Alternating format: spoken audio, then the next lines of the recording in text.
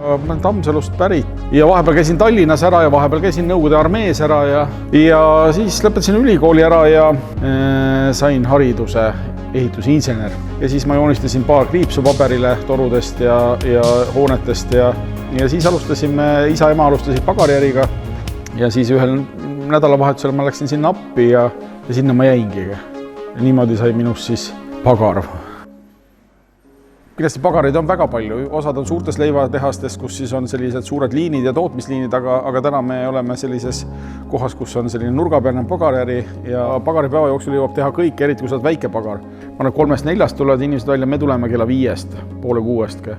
Selle toote valmimine võtab aega hommikul, sest et kui me teeme uksed, eks ole, kell 8 lahti, siis peab olema see toode valmis. Klient tahab juba kell 8 ukse lahti, värske toodega. Et eilset suppida ja süüa ei taha. No ei taha ka, tegelikult hea ka ei ole suurem asiga.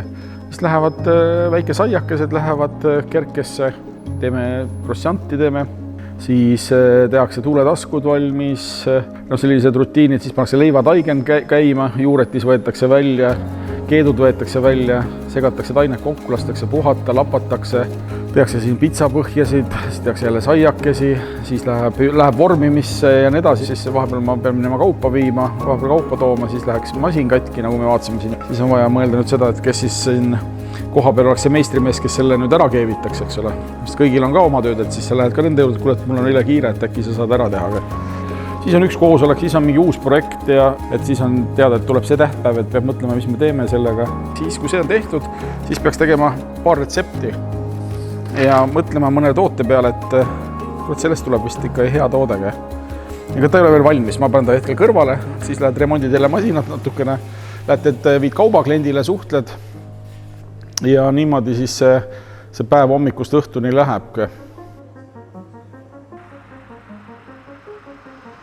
Ütleme, töö tegemise osas on nüüd, selle aja jooksul kujunenud teatud rutiinid välja, et ühtepidi on meil nagu ette teada, mida me teeme.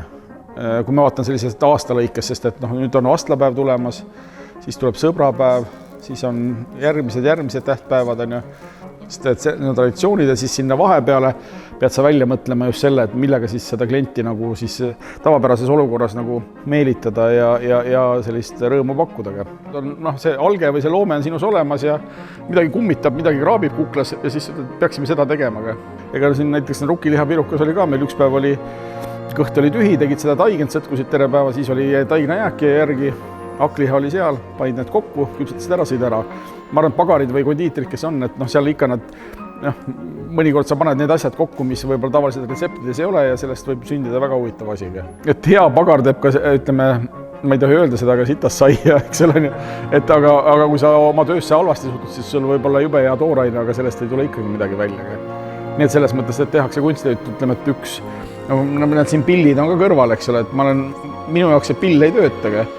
Aga siin tuli ükskord Bonzo tuli külla ja proovis ja täitsa töötas, aga ära läks katki, ma proovisin ka ei töötanud.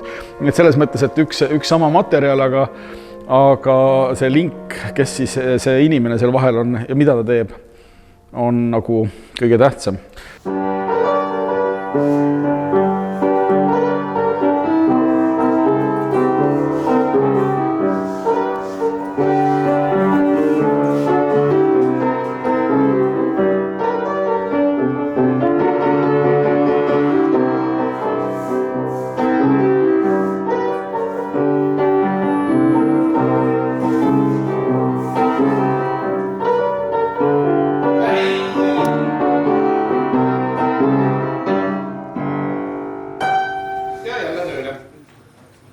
Peame oskama teha kõike. Kindlasti ei saa olla spetsialist igas alal, näiteks kondiitrist, šokolaadidest, delikatessideni, kulinaariani, tortide kaunistamiseni.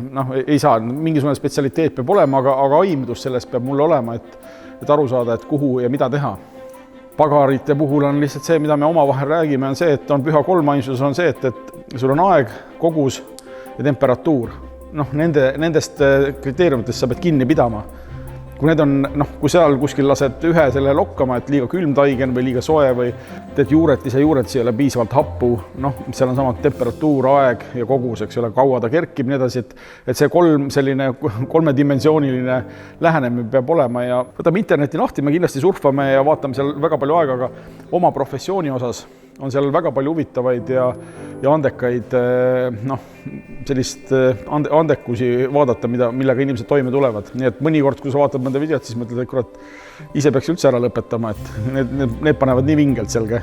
Kindlasti on olemas tamp ja sellised klassikalised tooted, vastlakuklit on vastlakuklit. Kindlasti tänasel hetkel lihtsalt see, et igaüks üritab selles vastlakuklis midagi välja mõelda, et ma teen vastlakuklis edasi ja teistmoodi, kolmand parendada niimoodi. Aga ütleme, see põhiraam vastlakuklil jääb. Väga kuldsete kätega noori on olemas, kes oskavad siis teha, et seal on lihtsalt vaja nüüd seda südikust ja pealakkamist, et ta võiks oma väikse äri teha, mis kindlasti ei ole kerge, aga teatud sellised stardikapitalitoetused või sellised asjad on olemas, mida noortele, kui sa endasse usud ja sul on hea olemas, või selline valmisolek olemas, siis miks mitte võiks teha, aga et käid praktikal, oled kuskil aasta otsa kuskil Prantsusmaal või Inglismaal või ja praktiseerid või Saksamaal oled seal kuskil pagariääris Rootsis ja õpid seal ja tuled seal, teed selle ärimudeli, väikse nurgapealse äri teed endale siia.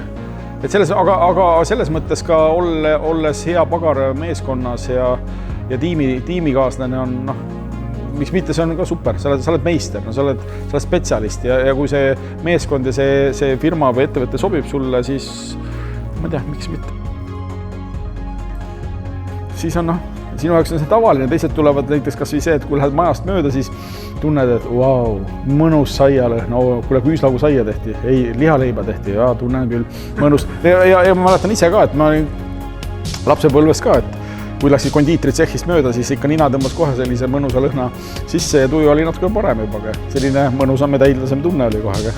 Tead, ega ta nüüd üle müstifitseerida ka ei saa, sellepärast, et meil on kodudes on ju tuhanded ja miljonid koduperenaised ja peremehed, kes oskavad teha väga häid tooteid. Näiteks minu isa küpsetas ka, aga praegu oskab väga hästi soolaliha teha.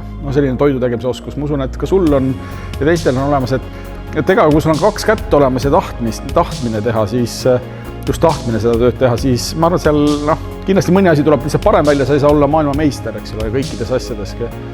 Aga sa võtad kätte ja teed selle ära.